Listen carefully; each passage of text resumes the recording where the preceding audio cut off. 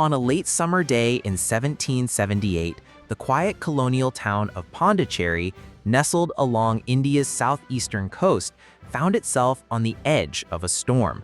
The scent of gunpowder and tension filled the air as war was about to reach its gates. This was no ordinary conflict.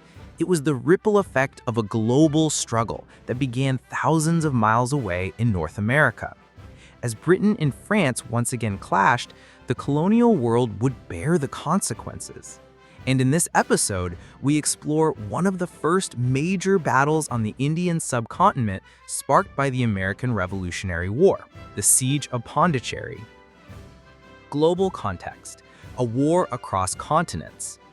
This battle wasn't just about colonial outposts in India, it was part of a much larger global confrontation. After the stunning victory of the American revolutionaries at the Battle of Saratoga in 1777, France officially entered the war in February 1778, forming a military alliance with the United States against Britain. With that declaration, the American Revolution became a global war. Skirmishes would erupt not only in the Atlantic and Europe, but also in the Caribbean, West Africa, and Asia. In India, Britain and France, longtime colonial rivals, prepared once more for war, reigniting tensions that had smoldered since the 7 Years' War. Tensions in India, Pondicherry under threat. News of the war reached Pondicherry in July 1778. The city was the capital of French India and its most important colonial stronghold on the subcontinent. Other French enclaves such as Caraïcal, Yannan, and Mahé were either undefended or quickly overrun by the British without a fight. But Pondicherry was different. Governor General Guillaume de Bellecombe, a seasoned military leader and veteran of colonial warfare, was determined to resist.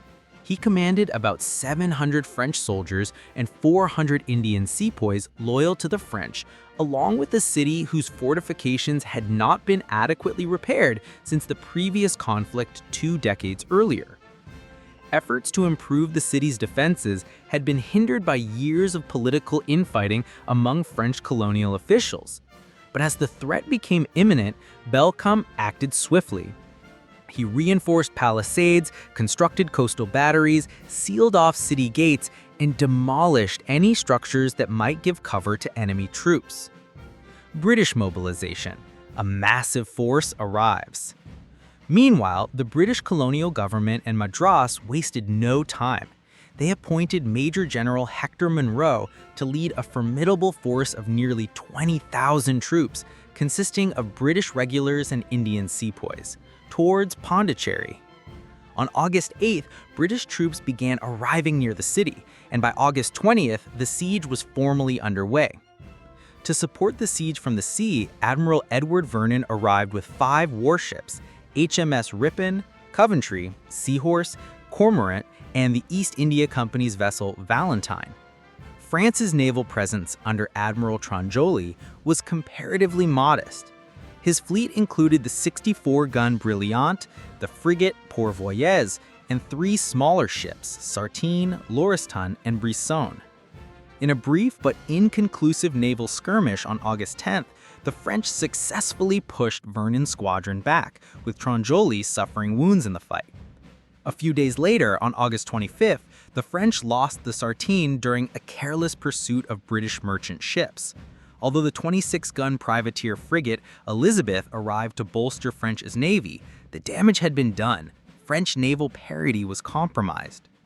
In early September, Tronjoli made the controversial decision to withdraw his fleet to Île-de-France, modern-day Mauritius, leaving only Pourvoyeuse and Elizabeth behind.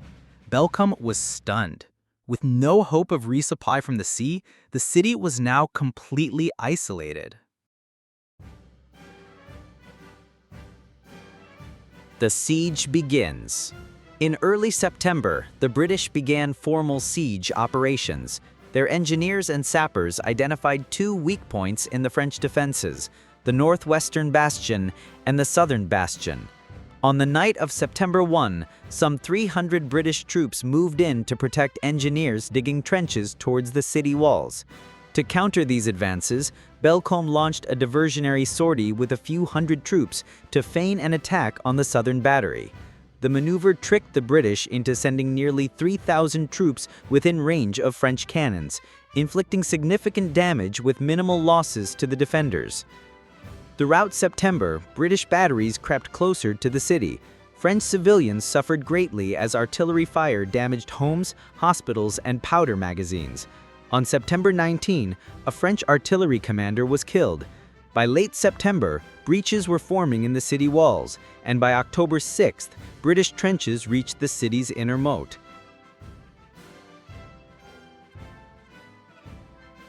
Counterattacks and resistance.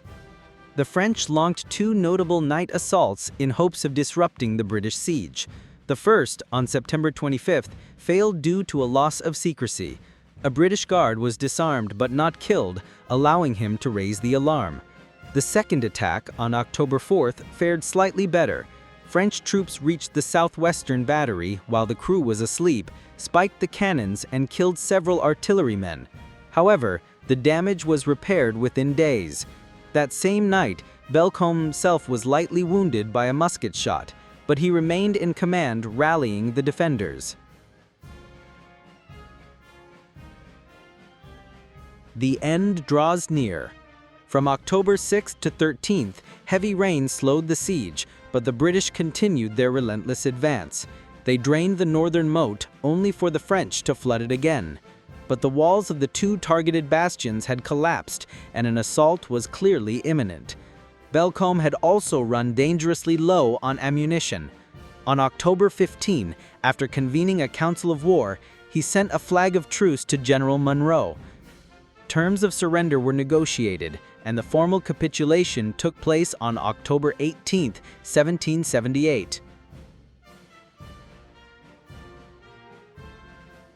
Aftermath: a costly defeat with honor. Despite being outnumbered more than 10 to 1, Bellecombe's force of fewer than 1,500 men had held out for nearly 80 days against a 20,000-strong British army. French losses were heavy. Over 300 French soldiers, around 150 sepoys, and more than 200 civilians were killed. British casualties exceeded 900.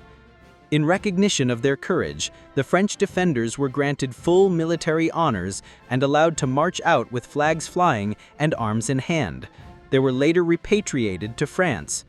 With the fall of Pondicherry, Britain swiftly took control of the remaining French settlements in India. The victory solidified British dominance on the subcontinent and contributed to the tensions that would soon ignite the Second Anglo-Mysore War. Legacy: a forgotten front of a global war. Pondicherry eventually returned to France in 1785 under the Treaty of Versailles, but the siege marked the twilight of French ambitions in India. Never again would France challenge Britain's supremacy on the subcontinent so directly.